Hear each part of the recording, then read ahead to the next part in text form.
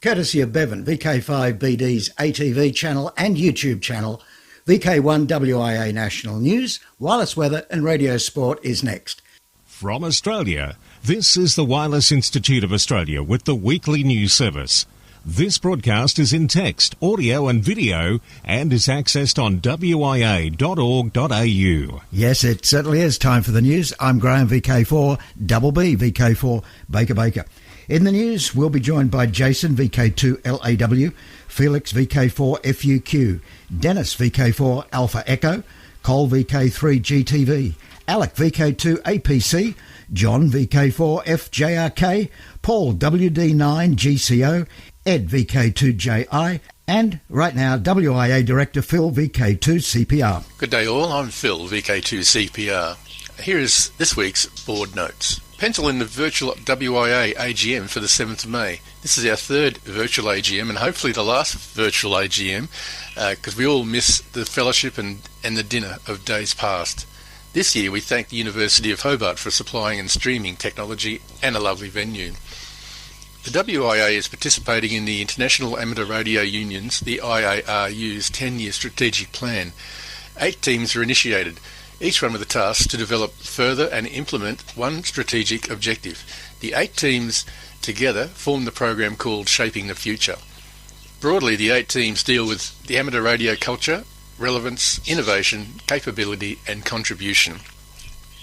Talking about innovation and relevance, the little binar microsats 2 to 7 are in the pipeline with 2 and 3 to be launched from the International Space Station later this year. The satellites are constructed and coded by students of Curtin University. The ACMA allocate their call signs and the International Amateur Radio Union allocate the frequencies, and the WIA board consider their use in the amateur radio bands. The board have agreed to in principle pending approval from our satellite advisors. The BINAR project, URI, may be found in the written version of this report. We encourage you to be involved in the ACMA's draft 5-year spectrum outlook from 2022 to 2027 consultation, particularly page 64, which is of most interest to amateurs.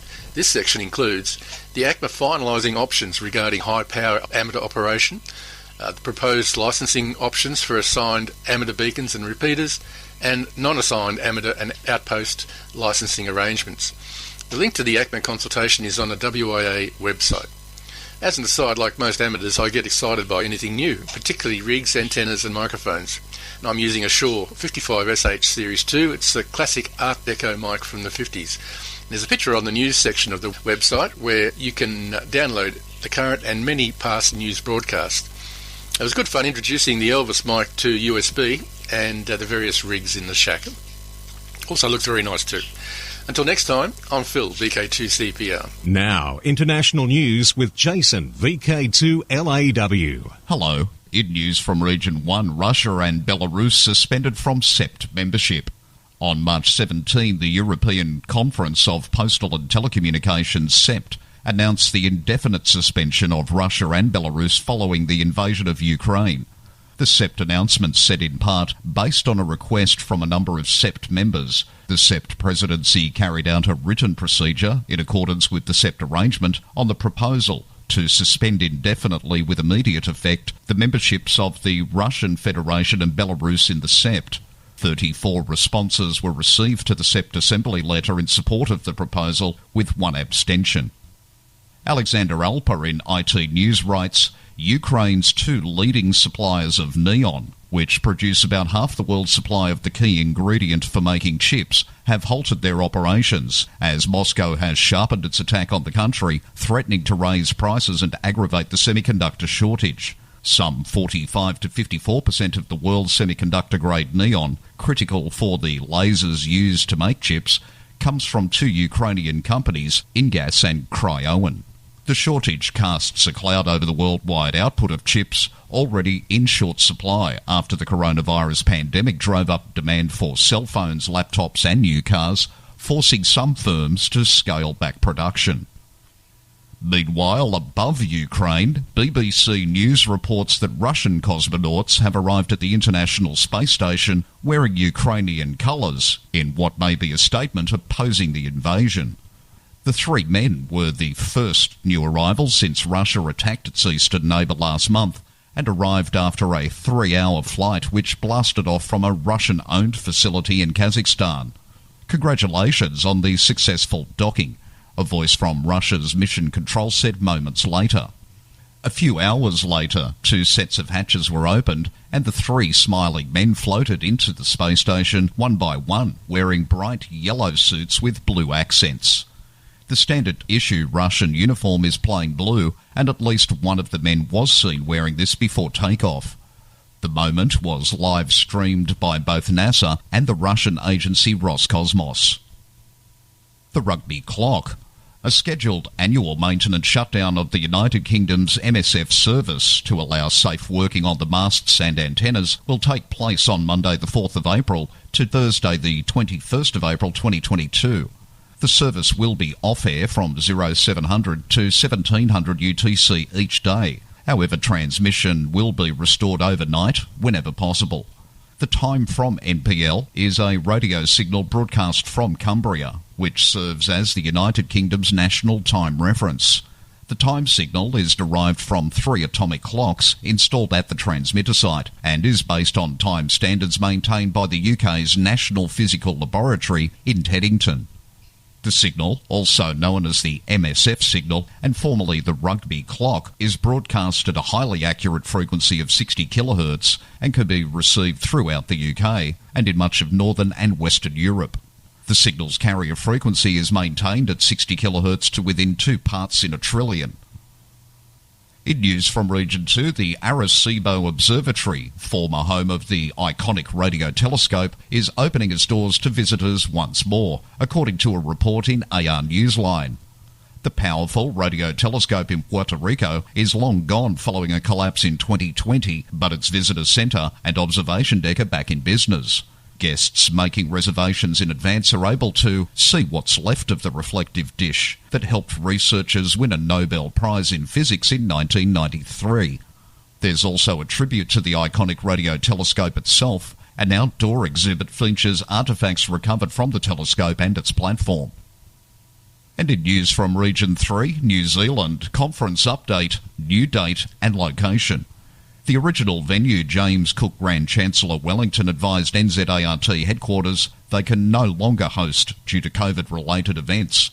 In light of this, NZART Council agreed to change the date and venue as there was no alternative. The new date of the conference is now the 10th and 11th of September 2022 at the Brentwood Hotel in Wellington. NZART AGM commencement at 10:30am, Saturday, September 10th, in the Brentwood. For VK1 WIA National News in Sydney, I'm Jason, VK2LAW. This is the home service of the Wireless Institute of Australia through VK1 WIA. Now operational news with Felix, VK4 FUQ. Hello there. Now Contest-wise 2022. CQ Amateur Radio Magazine is following examples set by RSGB and will not accept competitive entries in any of its sponsored contests by amateur radio stations in Russia, Belarus, or the separatist Donbass region of Ukraine. The CQ Amateur Radio Magazine statement reads, in light of the invasion of Ukraine by Russia and Belarus, it will not accept competitive entries in any of its sponsored contests by amateur radio stations in Russia, Belarus, or the separatist Donbass region of Ukraine. Unofficial D1 prefix. Logs submitted by these stations will be accepted only as check logs. In addition, contacts with these stations by other participants will have 0-point value and will not count as multipliers. This is in line with the similar action taken by the RSGB of Great Britain, following the lead of other international sports federations around the world. Harry Angel Memorial 80-metre Sprint, Saturday 7th of May 2022, 10 hours UTC to 11:46 UTC. The Don Edwards Memorial Slow Morse Contest, 2 days, starting May 14, 1800 hours, concluding May 15, 1600 hours. Saturday evening, 14 May, between 6 p.m. and 9 p.m. Eastern Standard Time, on 80 metres. Sunday afternoon, 15 May, between 1 p.m. and 4 p.m. Eastern Standard Time, on 40 metres. International CQ Pride Contest, June 4 to 6. New Worldwide Digital Contest, also June 4 to 6. VK Shires Contest, 11 June 2022. WIA VHF UHF Field Days, Winter 2022. 0200 hours UTC, Saturday 25 June through 0159 UTC, Sunday 26 June. Now Dennis, VK4AE Contest Manager for last weekend's John Moyle Field Day. Logs have been arriving steadily, and those that have already been received seem to be not as many as the number received at this point after the contest last year. The mixture is 50% home stations. The logs do not appear to have met with any delivery difficulties this year, and the direct email address seems to be working well. It is highly recommended that once you have submitted your log, you should check a bit later that your call sign has been added to the list of logs received. If your call is not on the list, then it might not have been received. A couple of logs have been submitted as a PDF, which is just a picture and contains no more useful information to the contest than a picture of a flower, as the data is not accessible electronically and hence unusable to me. In the same way, a couple of logs were submitted using a Cabrillo format that does not contain all the information required by the John Moyle and requires much extra work by the contest manager to try and fix these logs. Some club stations were operating during the contest that have not yet provided a log. Perhaps in your club you have to rely on Mr. Somebody to get the job done. Get in touch and give him a hand and to get the job finished and submitted. Have you considered perhaps getting a senior secondary student to complete the log for you? Maybe you might inspire an interest in ham radio. It's timely to remind you that while there is not a lot of time left to submit the log, it will pass quickly, as the final date is 8th of April 2022. This is required by the very long lead times now for the AR magazine. Following this date, all the logs will be processed and the results prepared and made available soon after. The results will be shown on the contest page on the WIA as soon as they are ready. So check your log is on the list, resend the log if it isn't. Thanks, Dennis. It might also be a good idea to submit your log now, as you never know what can happen to delay you in the next few days. DX window. Listen for D60AB until the 29th of March from the Comoros Islands, AF007. Also participating in this weekend's CQ Worldwide WPX SSB contest. 160 to 6 metres using CW, SSB in the digital modes. QSL Vara's home call sign direct, K6ZO. PJ4 Bonaire. John KK9A will once again be active as PJ4/KK9A from the Radio House on Bonaire until this Wednesday, March 30, on 160 to 10 metres using CW and SSB.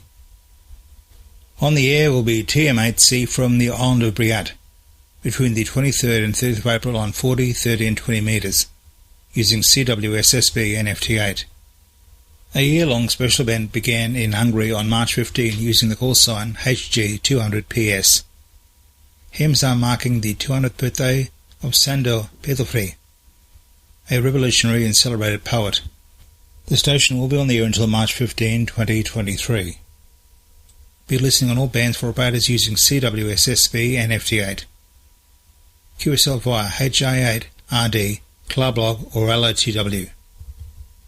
9H6 Malta. 9H6 CAP will commemorate the 80th anniversary of the destruction of the Capuchin Monastery and the church on an Easter Saturday bomb attack, April 4 and 5, 1942. In Floriana, Malta, between April the 1st and June 30. QSL via 9H1 CJ direct only. France, PC2F will be active as PF01 Max until the 20th of November. Over the 22 Grand Prix weekends of this year's FIA Formula 1 World Championship. For PF01 Max, you QSL via PC2F either direct, via the Bureau, Logbook of the World or EQSL. For VK1WIA National News, I'm Felix, VK4FUQing. This is the home service of the Wireless Institute of Australia through VK1WIA. Now, special interest group news with Cole, VK3GTV.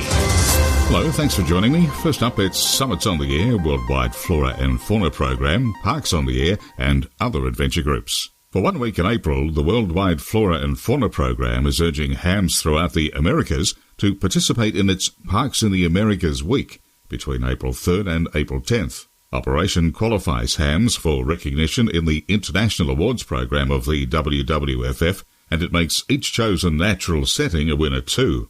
Activation with the portable station calls attention to these nature preservation areas, which are listed on the WWFF website. The names of all qualifying natural areas can be obtained by contacting the National WWFF coordinator in each country.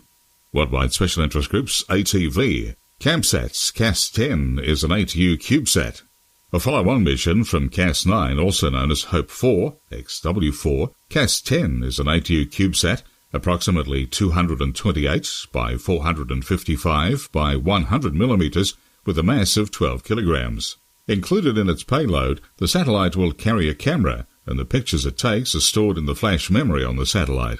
They have designed a simple remote control system based on DTMF, and amateur radio enthusiasts around the globe will be able to send DTMF commands to download the camera photos. Worldwide Special Interest Groups, Ballooning. KNIA, an AM news station in the USA, is reporting how the Palo Christian Grade School 8th grade science classes launched an amateur radio GPS tracker on a scientific balloon on November 2nd last year with the help of their local Palo Amateur Radio Club. The students were able to track their balloon on their computers and smartphones as it travelled around the world in the jet stream. Their balloon flew for 130 days and travelled around the world over 9 times and reached speeds of 177 miles per hour, finally coming down in the middle of the Atlantic Ocean just a week or so back. Worldwide Special Interest Group's Final Frontier. Amateur radio payload for the Chinese Tiangong space station. The IARU Satellite Frequency Coordination Panel reports an application has been submitted for an amateur radio payload to be hosted on the Tiangong space station. The coordination request says CSARC is the amateur radio payload for Chinese space station proposed by Chinese Radio Amateurs Club, Aerospace Systems Engineering Research Institute of Shanghai and Harbin Institute of Technology.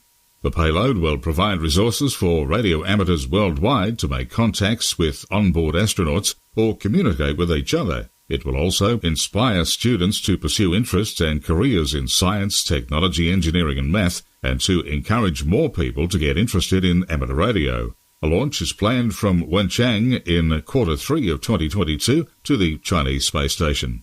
Worldwide Special Interest Groups, Military. News from the Anzac Front. Radio amateurs remember AM and CW on Anzac Day, the 25th of April 2022. The traditional AM and CW event, organised by Mike Banjo Patterson, VK4MIK, and the Tablelands Radio Group of Far North Queensland, will again take to the air, making 2022 their 10th year. It honours those modes used by service personnel in earlier wars. The concept, developed by the Tableland Radio Group in Far North Queensland, basically asks us to consider changing modes on Anzac Day nets as an honour and amateur radio salute to those who served or are currently serving. The annual event involves ex-military sites and related museums, plus many stations will also be operating and switching to the old modes during the day. Northern AM operations will centre around 7125 kHz. Still on the military theme, but this time a request for information assistance. Phil Mickelson is a writer and is looking to learn about radio operators during World War II in the Pacific. Things like how operators would actually operate the 1000 ZC-1 Mark I radio, the power needed, the challenges of that set, and operating from a harsh Pacific Island condition. They also used the Playfair cipher to pass on messages to headquarters. If you can help, please contact Chris at his email address shown in this week's text edition of WIA National News. Worldwide Special Interest Groups, QRP and Weak Signal Communication. JARL will operate several special event stations for QRP Day from April through to June 2022. QRP Day is always June 17. In Japan, Q cannot be used for a call sign suffix, so call signs will be 8J, then call area number, followed by VLP, representing very low power of 5 watts. IARU HF Championship, JARL will operate 8N, call sign area numeral, HQ, during and possibly before and after the contest. The operators look forward to having QSOs with as many stations as possible, including HQ stations of other IARU member societies. The IARU HF Championship, as you would have heard from Felix, VK4FQQ, over the year, is the second full weekend of July, beginning 1200 UTC Saturday and ending 11:59 UTC Sunday, i.e. July 9th to 10th, 2022. Worldwide Special Interest Groups, YOTA, Youth on the Air. With that report, it's over to Alec, VK2 APC. Thank you, Cole. In one US school, lessons on electronics theory and the electromagnetic spectrum have graduated to a level way beyond theory. Tuesday night, in a high school biology room, members of the Columbiana Clippers Amateur Radio Club, K8LPS, can be found calling CQ. Not only are they logging contacts, they're gaining a deeper understanding of the lessons about the electromagnetic spectrum. Also, ham radio is providing geography lessons since the students always look up any DX contact they've worked for the first time. The other map provided is teaching the geography of electronics, how to read circuits and interpret schematics. Some students, however, are finding a roadmap for life.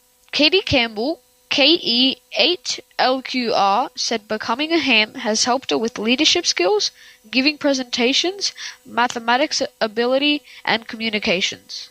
She said, and I quote, "Amateur radio in general has helped me in every aspect of my life." End quote. For VK1 WIA National News, I am Alec, VK2 APC in Sydney. Now back over to you, Cole. Thanks, Alec. Now on to Worldwide Special Interest Groups Rescue Radio, 360 kHz.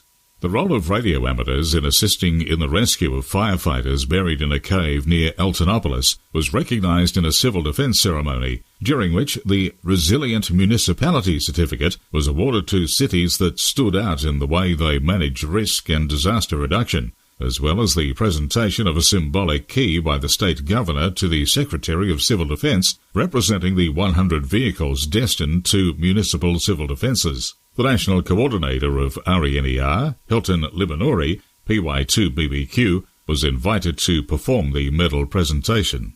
Worldwide Special Interest Groups, VHF and above. 134 GHz world record, Wednesday, March 2nd, 2022. At 14:23 UTC between Michael, DB6NT, and Matthias, DK5NJ. DB6NT located on the Fichtelberg, 1210 metres ASL near Klingenthal, JO60LK43LC, and DK5NJ on the Schiphof, 977 metres ASL near Gailberg, JO50JP19QU, at a world record distance of 157 kilometres. Our congratulations to you both. Now you're up to date with the latest Special Interest Group news. I'll catch you next week with more. I'm Cole, VK3GTV. From Australia, this is the Wireless Institute of Australia with the weekly news service. Available on RF and on demand 24/7 from the wia.org.au website. I'm John Knox, VK4FJRK, and this is Rewind. What does 73 mean in ham radio? Well, the phrase 73 or 73 is often uttered at the end of a ham radio conversation, and if you're a new user, you'll immediately be baffled by its meaning. Seasoned operators of ham radio, however, are aware of ham radio 73 meaning, as well as other codes as well. In our ham radio jargon, 73 means best regards, or see you later, or hooroo, or lots of other farewells. But where did it come from? What's its origin? Traditionally, users of amateur radio and similar forms of communication do not have the luxury of time. They make the most out of every second that they're on the air, hence they must use shorthand codes, and one of them is 73. This, of course, is becoming less so, but 73 will remain. The ham radio 73 code is from the Phillips code, which is a string of numeric messages that were created for cutting the transmission time during radio communication. One of the earliest documents that shows the meaning of the 73 code is the National Telegraphic Review Operator's Guide. It was released in 1857, which was meant to create a standard guide on how radio operators communicate right around the world. In 1857, however, the meaning of 73 was not best regards. During that time, 73 meant my love to you. It's a literal expression of the love of one person for another over the radio.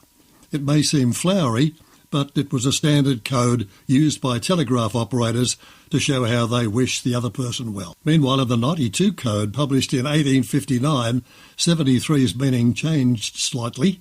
It was similar to the first list released in 1857. It was created by Western Union and had numbers up to 92 with different meanings. In such code, 73 meant all my love. This also means accepting my compliments, showing appreciation of the person you're talking to. From 1859 to 1900, Code 73 in ham radio parlance continued to evolve. According to the telegraph instructor by Dodge, it meant compliments. Meanwhile, if you look at the 20th century manual of railway and commercial telegraphy, you'll see that 73 meant my compliments to you, or just plain compliments. In the early 1900s, the first publication of Theodore A. Edison's Telegraphy Self-Taught defined Code 73 as compliments. Meanwhile, the Dodge Manual's 1902 edition is the first document to note that 73 means best regards, which model most ham radio operators are following now. So there you have it. Clear as mud? And so from me, John Knox, VK4FJRK, I bid you 73 hooroo. Final. A Morse code message, accordion to him. Last up, we offer you a serenade that's also a CW serenade. Morse code enthusiasts have often likened the pattern of all those dits and dars to music. Now, One Ham in the USA has taken things one step further. Paul Braun, W9GCO, hits the final high notes this week with this story. Paul Castengay, KC1LBL, is a ham who not only composes messages when he's on the air, he can also compose a little music when he's off the air. It's basic music with these basic lyrics, quote, CQ, QRP, unquote. To get that message sent, he uses a special kind of keyer. It's not a bug, an iambic paddle, or a cootie. Well, actually, it's not a keyer at all. It's an accordion. Paul performs his 1-minute song on the accordion to an appreciative audience of YouTube viewers. Fear not, music lovers. Even if you are completely CW challenged or simply very QRS, this performance comes with its own automatic decoder. It has subtitles. You can watch his YouTube performance by using the link found in the text version of this week's newscast. He's not expecting any QSL cards, just applause. For Amateur Radio Newsline, I'm Paul Brown, WD9GCO. VK1WIA. On the social scene, VK4 Redfest, Saturday, April 9, St Michael's College, Caboolture. VK5, the South Coast Amateur Radio Club's Buy and Sell, Sunday, April 24. VK2, Oxley Region Amateur Radio Club's Annual Field Day, June 11 and 12. VK2, Mayhem at Wyong Racecourse, May 1. Back to VK5, it's the Australian Fox Hunting Championship and the SERG Convention, Mount Gambier, the Queen's Birthday Long Weekend in June. And next year, the WIA AGM, the virtual event, happens right across VK on May 7. Now, I mentioned Mayhem and I mentioned Oxley. The Oxley Region Amateur Radio Club, their annual field day, happening June 11 and 12, will be held at the Warhope Showground during the VK2 Queen's Birthday Long Weekend. There will be all the usual field day activities, including fox hunting, a homebrew display, then the big one, the field day dinner at the Port Golf Club Saturday night. The Warhope Showground permit camping, so it would be possible to stay or set up your own site in your own motorhome, caravan, or even a tent with power and amenities. But you must book ahead with the showground caretaker. That's the annual field day, which happens across 2 days, June 11 and 12. The other new one I've mentioned, Mayhem at the Wyong Racecourse, happens at 8:30am, May 1. The CCARC has been operating an annual amateur radio field day for over 60 years. Hosted at Wyong Racecourse in New South Wales, entry of Mayhem opens at 8:30am on May the 1st for the general public to enjoy commercial traders, exhibitors, lectures and car boot sales. There's something for everyone. Examinations will be held for both Australian and US amateur radio qualifications. As always, there's a bumper raffle with tickets costing $5 each, and to beat the rush you can even buy them online in advance via the website. In the Fox Hunt, an MMDVM hotspot will be the prize. Raffle terms and conditions and much more information can be found at mayham.org.au.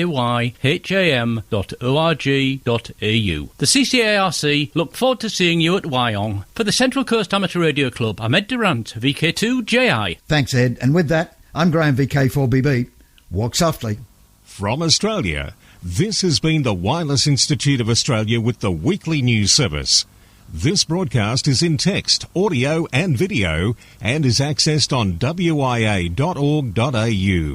Courtesy of Bevan, VK5BD's ATV and YouTube channel, this has been WIA National News. We're back now, live and local, and your voice, your callbacks. And don't forget, tick like.